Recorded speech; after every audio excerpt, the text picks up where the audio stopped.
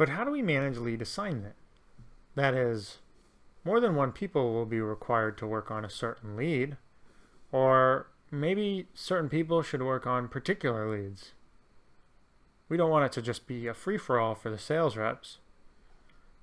It'd be nice if there was some sort of criteria that we can build that will allow us to send certain leads to certain reps. Well, as a Salesforce admin, you can easily do that. It's called lead assignment rules. We'll navigate to Setup, Edit Object. We'll go to the Object Manager, and we'll look for lead assignment. I actually think it's on the lead home side. We'll search for assignment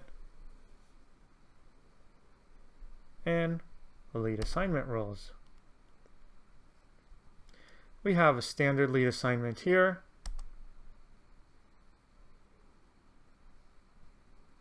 I believe I created this a while ago, or it might have came with the developer org.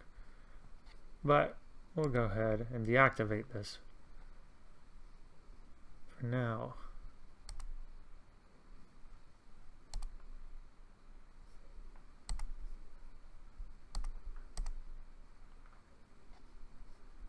And back to lead assignment, and let's create a new one. We'll call this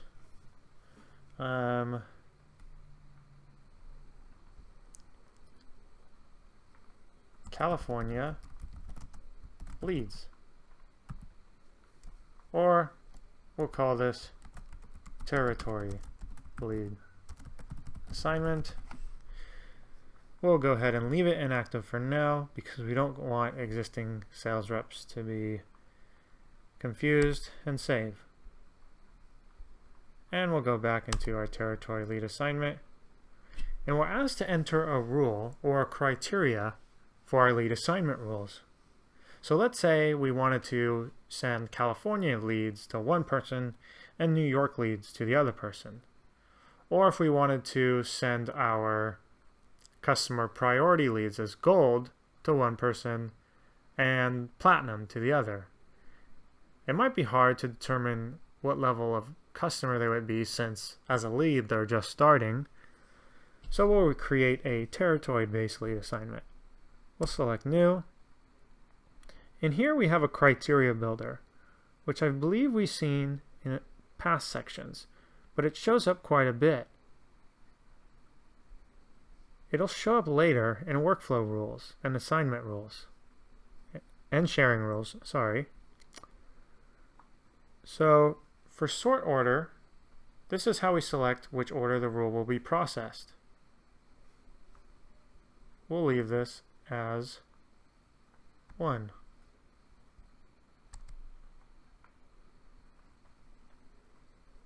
We'll select criteria are met, and let's make this lead country equals United States, or no, that's fine. Just lead country equals United States. And if it does, we'll assign this to Jack. Go ahead and save. And here we go. Our order of 1. And it's going to assign to Jack if the country's in the United States. Let's go ahead and test this out. We'll navigate back to a lead. Create a new lead. Mr. Jack's lead. Just gonna buzz through this. Random company. Test email at email. And remember, we fill our customer priority so it maps successfully. We need a country for the rule to work. And we'll go ahead and save. Review errors on this page. Oh, keep forgetting that. The lead was created. Details. Huh, it's still assigned to me. I thought this was supposed to go to Jack. Sorry guys, I had to do a little troubleshooting, which is going to be very common if you're a Salesforce admin. What I realized is I didn't do two things. First, I noticed that when I was in the lead assignment rule, when I went back to it, I saw that I didn't actually activate the rule. The downfall of you could be based on a tiny checkbox. So I went ahead and select edit, and I selected active. Then I saw that on the actual lead record, there's a little checkbox that says assign using active assignment rule. So that must be checked. I'll go ahead and create a new lead called Jennifer Jackson. I don't know what's up with me and J's. He called Jackson Company. Email jcompany@email. Remember to put the .com. Website w.jacksonscompany. I'll select my customer priority, silver. Remember to fill in the country so it fits our criteria. United States, that looks right, and I'll go ahead and save. My lead is created, and if I navigate to details, I can see the lead has moved from me to Jack Johnson. If I wanted to create more lead assignment rules, I can just select a new rule and add a different criteria. This will be the second rule, and I could say if the lead product interest equals GC 5000 series. By the way, this is all just default data that they provide for us. We'd insert selected. And if this happens, I could assign to maybe integration user. If I had my, an actual full development org, or a full org, I should say, I would have more licenses. Unfortunately, we're only given 2. So maybe we'll just select me and go ahead and save. And now I have it set to go. Alright, first I'm going to check and see if I see anybody in the United States. If the lead is in the United States, I'm going to run this rule. If not, I'm going to go to the product interest. If the product interest equals GC 5000, then I'm going to assign it to this person. But this doesn't really make sense. What if they have both? They're in the United States and their product interest equals GC 5000. Wouldn't we want the product interest to come first? Well, if we wanted to do that, we would just have to change the order. 2 and 1.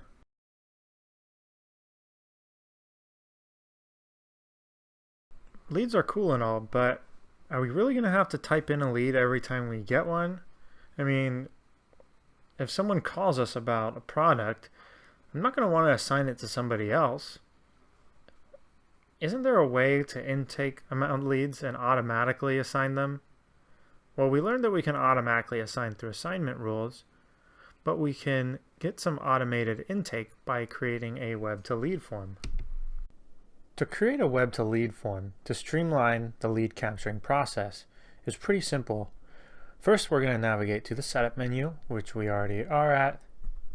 Type in web, and you see we have a couple options. We can create a web to lead, web to case. We're just going to create a web to lead and just leave all the default settings. You can see here allows us to create use a pre-existing page on your company's website and capture the contact information and create them as leads. So we'll go ahead and create web to lead form, And we could select the fields that we want the user to fill out, or the prospective lead. So right here we have first name, last name, email, and company. We'll also add country, since that's the logic that we use to assign leads. And we'll take out these two. And we have to fill out a return URL. This is what the user will see when they're finished entering the form. We'll just go ahead and put a link to my website. And don't include reCAPTCHA. Go ahead and generate. So it's going to automatically generate the HTML necessary to set up the web to lead form.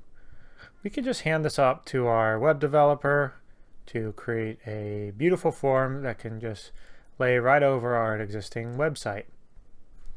But we'll see how this works by just copying all the information here, pasting it into a text file. We'll go ahead and save this.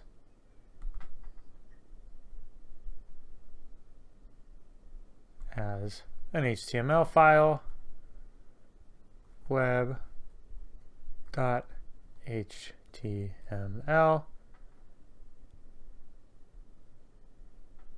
and just save it on the desktop. And I'll open my web HTML, use Google Chrome, and you can see we got our web form. It's not pretty, but it works for now. We'll hopefully pass it to our web developer to make it look nice and pretty. We'll go ahead and enter test lead information, email at email.com,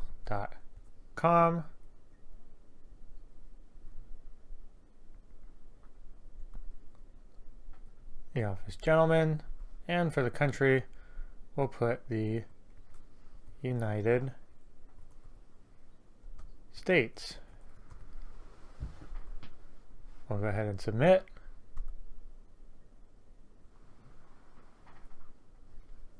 And we're taken to my website. So let's go back to the web to lead form and see if our lead was entered correctly. We'll go to the sales application, navigate to lead. I'll open leads.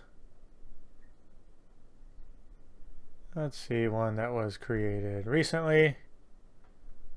And here we go. Here's my test lead. Cool.